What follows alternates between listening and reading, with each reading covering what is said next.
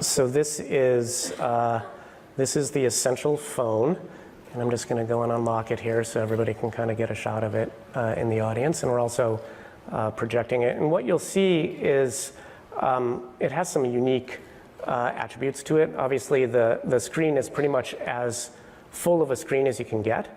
And what this is this is a 5.65 or 5.7 inch screen diagonal in a normal phone form factor. Normal meaning what? The kind that would have a 4.7 or something? Exactly. So when you lose this forehead and you minimize the chin, which is the direction the industry is going, obviously, you have more display and less wasted space. Right, and it means that it's more comfortable to hold a big screen phone in your hand. And it's a phablet in a phone form factor, so you no longer have to make the choice, you know, do I want a phone or okay, but that's what Samsung just did as well. That's right, the whole industry. And the rumor is that's what Apple's going to do. Sure, and LG did it with the G6. Yeah. So this isn't rocket science, it's technology evolution. One of the things that we did here in this area up here, we put the front-facing camera, which is an 8-megapixel camera, we put it behind the LCD, which is unusual because the device is relatively thin. It's kind of industry spec for its thickness. There's no camera bumps, so we had to design the optics and the camera module specifically for this phone. There's a lot of custom design stuff to make this happen. The phone itself is, if we could zoom in here a little bit, it's kind of hard to see because we have a high contrast background. But this is, I believe, the first cell phone that's made out of titanium. And the reason we did this is you saw it in the front when we have these kind of minimized borders. If I were to mill the phone out of a block of aluminum, I would have to mill the which is what the unibody. What the Samsung and Apple phones are made out of. Most of the industry does it. Yeah. Yep. If I were to mill that so narrow to allow this kind of edge-to-edge display, it would bend in my pocket when I sit on it, right? So titanium is very strong. It's very lightweight. So if you know how to handle that material, you can achieve this. It's used in jet fighters and. It's literally an aerospace technology. So what about the back? The back is ceramic, and the cool thing about ceramic, it looks completely different than anything you've ever seen.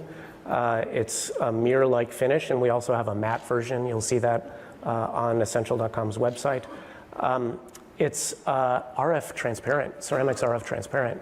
So I don't have to have those kind of Band-Aid antenna lines that you've seen populating these phones. It allows me to do a lot of cool stuff with my accessory bus and other things, and it feels really good to the touch. It feels like a different kind of material. It doesn't feel like glass. It doesn't. Yeah. It doesn't feel like. It's kind of like a combination of metal and glass in a funny way, to my touch at least. Yeah. So, you mentioned the accessory bus. Yep. So far, I'm letting you do a commercial, but that's not going to last for long. I'm just showing you my device, dude.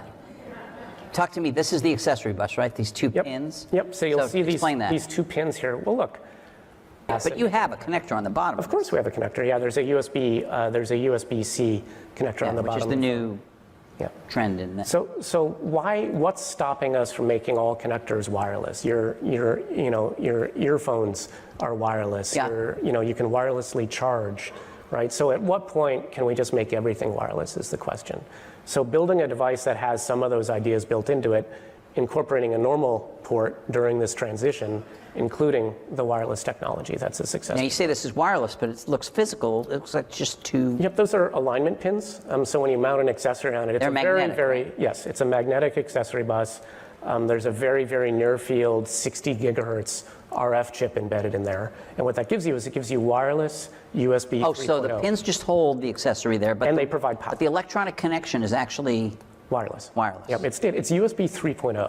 So it's 10 gigabits. But it doesn't 5 have a gigabits port. have to. There's no port. That's right. That's right. But it's identical to this as far as the software is concerned. Okay. So one of the things that I thought a lot about at Playground is we have investments in augmented reality. We have investments in virtual reality, and there's really no user-generated content for virtual reality. It's just starting to happen. You can buy these 360-degree cameras. Samsung has a nice one. You have to charge them. They have their own battery. They hook into your Wi-Fi network. But you want to be able to take it to a concert, right? And the best way to do that is to mate it with your phone. So what we did, I'm going to pull out another device here. There's a white one as well. And this one, by the way, has the matte finish on it. Yes, I can verify that this is matte. Yeah. So maybe we can get the camera on that so you can see it's not a reflective surface. So there's other designs, obviously. So what I'll do is I'll take out what I think I can honestly, sorry, I should wear those cargo pants or something that have all the pockets. This, I think, is the world's smallest high-quality 360-degree camera. The great thing about mating this to the phone is your uplink, so this doesn't need Wi-Fi. The phone is your battery. It's providing power to the accessories. So I can really minimize what's in the accessory itself and make it in a form factor that users might want to bring to a concert or bring with them on their daily life. And all you do is pop it on like that. It powers up from the phone, and then all of a sudden you're taking 360-degree video. You don't have to install an app? No installing the app, so it knows and communicates what it is, and if you don't have the app on your phone, it'll go grab it. Does it disable the internal camera? It does not disable the internal camera. You can have 5 cameras running in this phone if you want to.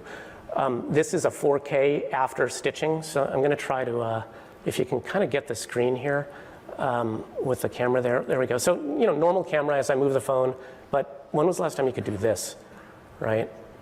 With your phone camera. So, there we are. There I am. And there's my best friend Walt right there, right? So, it's selfie cam and all built into one camera, right? So it's 360 degrees. So it's, the smallest thing you could imagine. And if you buy it with the phone, it's like $50 because I don't need a battery. I don't need Wi-Fi, right? I just need like an image sensor and a USB host. The phone is on the website today for $699.